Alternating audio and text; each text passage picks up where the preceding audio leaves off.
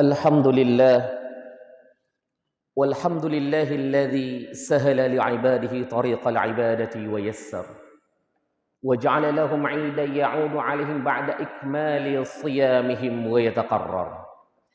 Ashhadu an la ilaha illallah syahadah ya'manu man qalaha wa 'amila bimuqtadaha yawmal faza'il akbar. Wa asyhadu anna Muhammadar Rasulullah sahibul maqamil mahmudi wal kautsar sallallahu alaihi wa ala alihi wa sahbihi wa man tabi'ahum bi ihsanin ila yaumil mahsyar.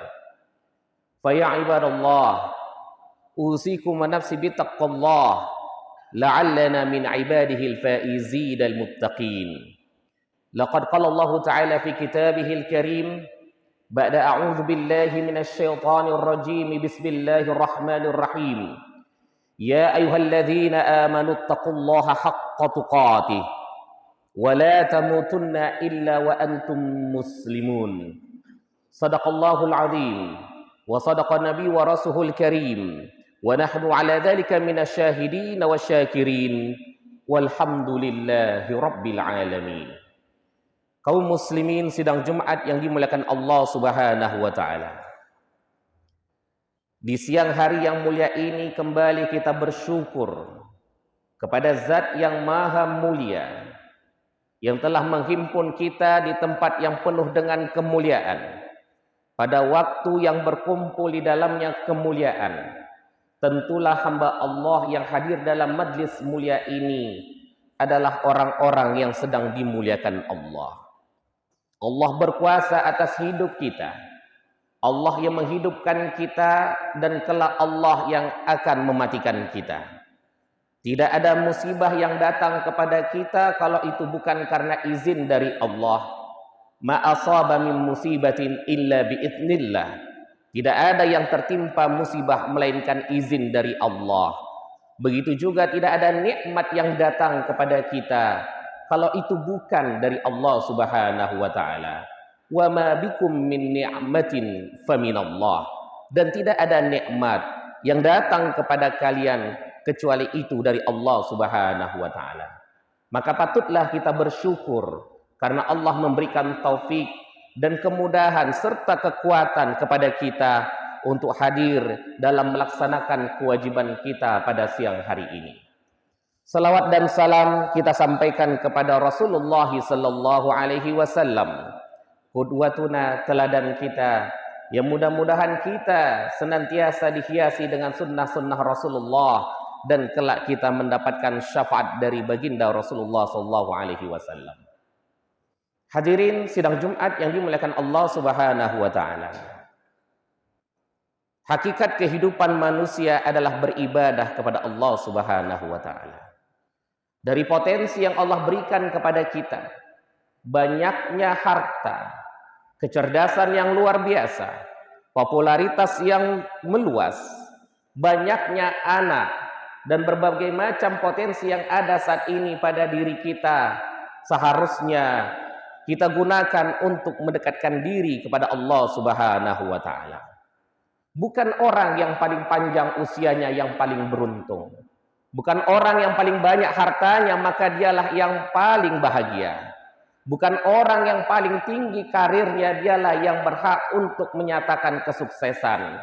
Tetapi sejatinya orang yang paling bertakwa di antara kita dialah sesungguhnya yang mendapatkan derajat yang tinggi di hadapan Allah Subhanahu wa taala.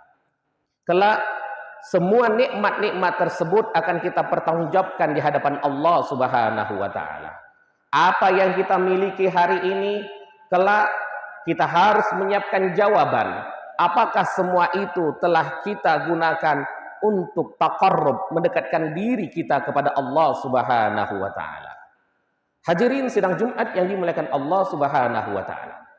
Tidak ada kata yang keluar dari lisan. Tidak ada perbuatan makhluk yang tidak tercatat di sisi Allah Subhanahu wa taala.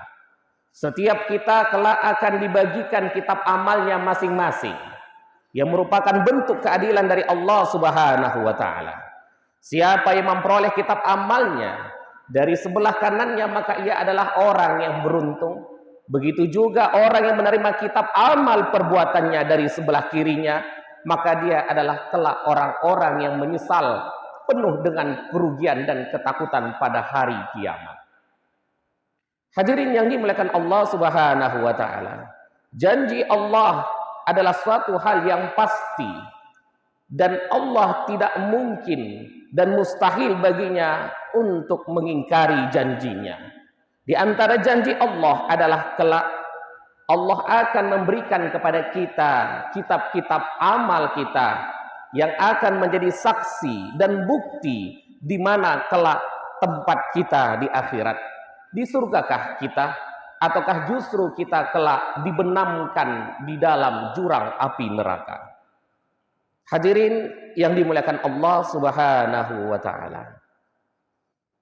Maka oleh sebab itu, sebagaimana digambarkan Allah dalam surah Al-Haqqah ayat 19, ada manusia yang menerima kitab amalnya dari sebelah kanannya.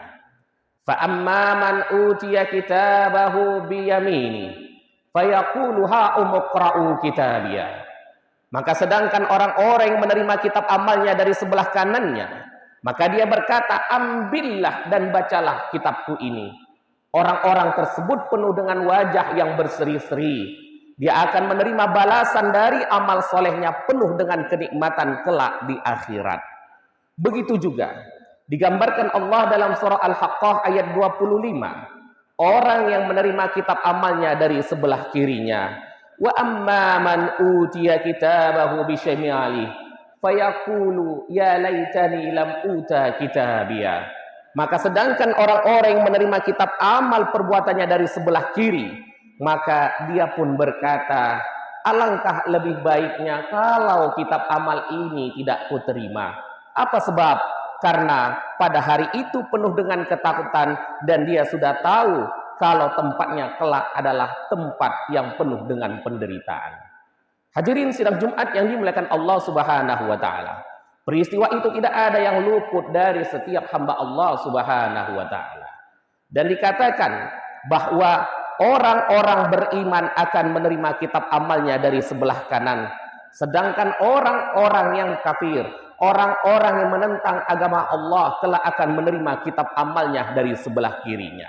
Sedangkan orang-orang yang mengetahui hukum-hukum Allah, tetapi dia letakkan hukum Allah di belakang pundaknya, merekalah kelak yang akan menerima kitab amalnya dari belakang punggungnya. Hadirin yang dimuliakan Allah, suatu saat Aisyah radhiyallahu anha, istri Nabi Muhammad SAW, terlihat menangis. Rasulullah pun menghampirinya dan bertanya, wahai Aisyah, apa yang menyebabkan engkau menangis? Aisyah radhiyallahu anha pun mengatakan, ya Rasulullah, adakah kondisi kelak di akhirat manusia tidak mengingat siapapun?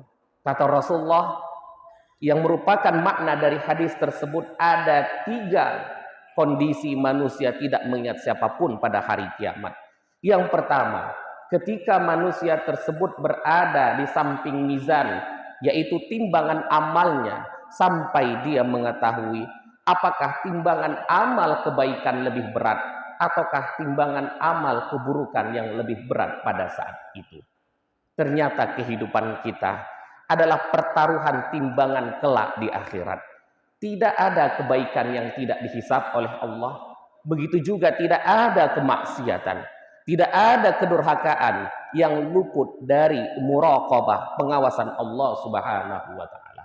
Faman ya'mal mithqala dzarratin khairan yarah wa man ya'mal mithqala dzarratin syarran yarah. Sebesar biji dzarrah amal kebaikan dihisab oleh Allah. Begitu juga sebesar biji dzarrah keburukan, dosa yang dilakukan oleh manusia pun nanti ada hisabnya di akhirat. Fa amma man thaqulat mawazinu fa huwa fi 'ishatir radiyah wa amma man khaffat mawazinu fa ummuhu hawiyah. Siapa yang nanti berat timbangan amal kebaikan, maka dia akan mendapat keridhaan dari Allah. Allah ridha kepadanya. Siapa yang berat amal keburukannya, maka tempatnya adalah hawiyah. Wa ma adraka ma hiya. Apa itu hawiyah? Narun hamiyah, yaitu neraka yang membakar, neraka yang menggelegar untuk menyambut orang-orang yang durhaka kepada Allah. Hadirin sidang Jumat yang dimuliakan Allah Subhanahu wa taala. Kondisi yang kedua kata Rasulullah sallallahu alaihi wasallam, manusia tidak mengingat siapapun pada hari kiamat. Dia peduli dengan dirinya sendiri, dia lupakan ayah ibunya, dia lupakan anak, sanak, keluarga, famili, handai tolan. Karena pada saat itu, dia akan diberikan kitab amalnya sampai dia mengetahui apakah dia menerima dari sebelah kanannya, ataukah dia menerima dari sebelah kirinya, ataukah justru ia menerima dari belakang punggungnya. Kemudian yang ketiga kata Rasulullah, manusia tidak mengingat siapapun pada hari itu ketika ia sedang meniti sirat. Apa itu sirat? Yaitu jembatan yang terbentang di atas neraka jahanam. Maka pada saat itu manusia disibukkan dengan dirinya sendiri. Hadirin sidang Jumat yang dimuliakan Allah Subhanahu wa taala. Hari itu pasti akan datang kepada kita. Sebagaimana kepastian kematian yang akan hadir di depan usia kita. Begitulah hari yang dipergilirkan oleh Allah Subhanahu wa taala. Setiap apa yang kita bicarakan, setiap apa yang kita lakukan, kemana langkah kaki kita arahkan, apa yang kita lakukan dengan tangan ini, apa yang terlintas di dalam hati ini, apa yang pernah dilihat oleh mata ini, apa yang pernah didengar oleh telinga ini, semua kelak akan bersaksi di hadapan Allah Subhanahu wa taala. Bahkan lisan yang hidup di dunia ini senantiasa bersaksi untuk kebenaran bagi diri kita. Walaupun dia tahu itu adalah suatu dusta, kelak Allah akan kunci lisan itu. Al-yauma nakhtimu ala afwahihim wa tukallimuna aydihim wa tashhadu arjuluhum bima kanu yaksibun. Pada hari itu mulut-mulut mereka akan dikunci dan tangan mereka yang akan berkata dan kaki mereka yang menjadi saksi. Hadirin sidang Jumat yang dimuliakan Allah Subhanahu wa taala. Uniknya pada hari itu nanti ada manusia kalau ia tak percaya bahwa ia pernah melakukan kemaksiatan, atau ia telah dilupakan kalau ia pernah melakukan keingkaran selama hidupnya kepada Allah. Dia menyangka bahwa kemaksiatan itu tak mungkin tercatat di sisi Allah, tak mungkin secara detail termaktub di dalam kitab amalnya. Di dalam Al-Quran, dalam surah Al-Mujadilah, Allah gambarkan pada ayat yang ke-6, yauma yab'atsuhumullahu jami'a. Pada hari itu manusia akan dibangkitkan seluruhnya. Fayunabbi'uhum bima 'amilu. Maka akan dikabarkan kepada mereka apa yang pernah mereka lakukan. Ahsahullahu wa nasuh. Catatan Allah begitu detail, catatan Allah begitu cermat, catatan Allah begitu sempurna, sedangkan orang tersebut telah melupakan bahwa ia telah melakukan itu. Wallahu ala kulli syai'in syahid. Dan Allah bersaksi atas segala sesuatu. Al-Mujadilah ayat 6. Hadirin sidang Jumat yang dimuliakan Allah Subhanahu wa taala. Barangkali catatan kita pernah kita rekayasa. Barangkali laporan kita pernah tidak sesuai dengan apa adanya. Barangkali catatan kita masih kurang dari hal yang sesungguhnya. Tapi catatan Allah tak mungkin luput dari kesempurnaan. Catatan Allah begitu detail. Catatan Allah mencatat segala sesuatu dan kita tinggal mempertanggungjawabkan dari apa yang pernah kita lakukan. Ada manusia juga pada saat itu, dia tak menyangka kalau perbuatan ringan dosa yang ia lakukan pun termaktub dalam kitab amal tersebut. Dia tak menyangka kalau seremeh itu pun harus dia pertanggungjawabkan di hadapan Allah. Mari kita buka surah Al-Kahfi ayat 49. Wa wudi'al kitab. Maka kitab amal itu akan diletakkan. Kitab amal itu akan dikembalikan kepada kita dan kita diminta untuk memverifikasinya. Fataral mujrimina musfikina mimma fih. maka engkau akan melihat orang-orang yang melakukan kesalahan penuh dengan ketakutan. Wa yaquluna ya wailatana ma li hadzal kitab. Dan mereka mengatakan, buku apa ini? Kitab apa ini? La yughadiru saghiratan wala kabiratan illa ahsaha. Kitab yang tidak abai dari perkara yang kecil dan yang besar, semua termaktub di dalam kitab tersebut. Wa wajadu ma'amilu hadira. Sedangkan mereka mendapati perbuatan mereka tercatat di dalam kitab tersebut. Wala yadlimu rabbuka ahada. Dan Tuhanmu tidaklah menzolimi seorang pun di antara hambanya. Itulah bentuk keadilan Allah Subhanahu wa taala. Hadirin jamaah sidang Jumat yang dimuliakan Allah Subhanahu wa taala. Hari-hari yang telah Allah berikan kepada kita barangkali telah kita habiskan dalam bentuk ketaatan kepada Allah. Tapi sebagai manusia terkadang kita khilaf, jatuh dalam kemaksiatan, atau pernah kita lakukan dari suatu hal yang tidak diridhoi oleh Allah Subhanahu wa taala. Maka hari-hari ke depan, mari kita pastikan itu adalah hari-hari terbaik dalam hidup kita. Kita perbaiki diri kita. Kita hapus catatan-catatan keburukan yang sudah tercatat. Kita hilangkan kemaksiatan yang selama ini menjadi kebiasaan, karena kita ingin menjadi hamba Allah beruntung menerima kitab amal dari sebelah kanan kita. Bahkan seorang ulama terkenal, Imam Ahmad, pernah mengalami sakit. Dalam sakitnya ia sempat merintih. Terus seorang tabi'in menjenguknya. Pada saat itu dia menasehati Imam Ahmad dan dibacakanlah firman Allah, ma yalfidhu min qaulin illa ladaihi raqibun atid. Tidak ada yang dilapaskan oleh lisan, melainkan ada raqib dan atid yang mencatatnya.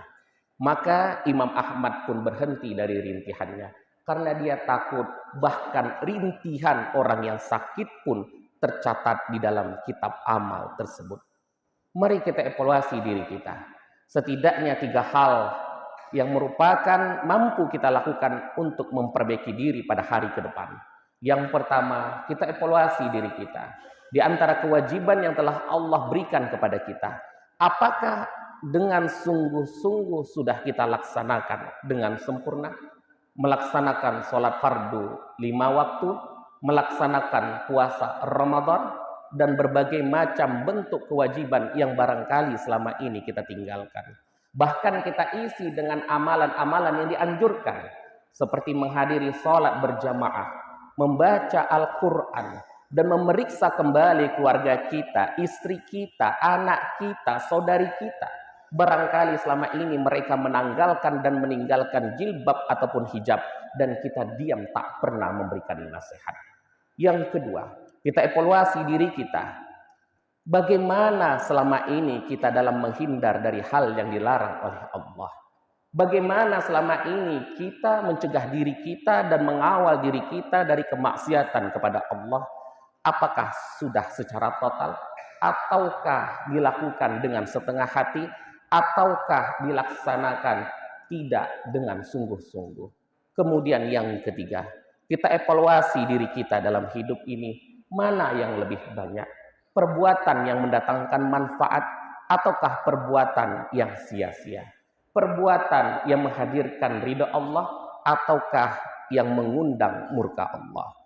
Hadirin sidang Jumat yang dimuliakan Allah Subhanahu wa taala, mudah-mudahan kita termasuk di antara umat Rasulullah yang bahagia, hamba Allah yang berbahagia, yang telah menerima kitab amal dari sebelah kanan kita, karena kita memang telah membuktikan kesungguhan kita dalam beribadah kepada Allah.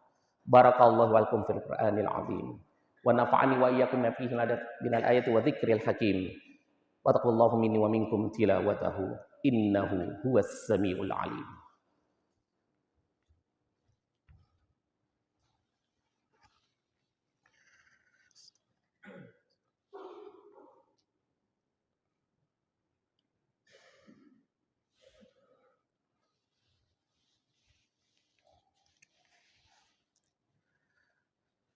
Alhamdulillah walhamdulillahilladzi amarna bil iman wal ihsan wat taqwa. Asyhadu an la ilaha illallah wa asyhadu anna Muhammadar Rasulullah. Allahumma salli wa sallim wa barik ala sayyidina Muhammad wa ala alihi wa sahbihi wa man tabi'ahum bi ihsanin ila yaumiddin. Fa ya ibadallah, ittaqullaha haitsu ma kuntum wa atbi'us sayyi'atal hasanata tamhuha wa khaliqun nasa bi khuluqin hasanin. Laqad qala Allah ta'ala fi kitabihil karim, innallaha wa malaikatahu yusalluna 'alan nabi ya ayyuhalladzina amanu sallu 'alaihi wa sallimu taslima.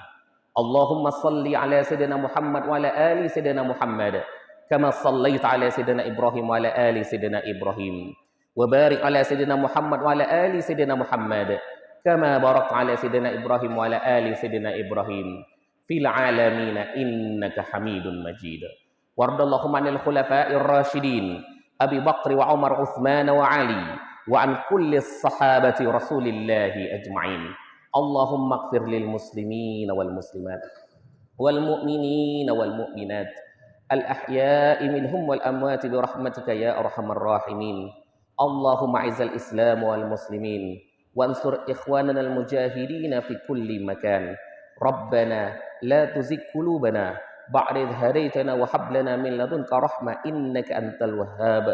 Rabbana atina fid dunya hasanah wa fil akhirati hasanah wa qina adzabannar. Walhamdulillahi rabbil alamin. Ibadallah, innallaha ya'murukum bil 'adli wal ihsan wa ita'i dzil qurba wa yanha 'anil fahsya'i wal munkari wal baghi ya'idzukum la'allakum tadhakkarun. Fadhkurullaha al-'azima yadhkurkum washkuru 'ala ni'amihi yazidkum wa la dzikrullahi akbar. Aqimis shalah.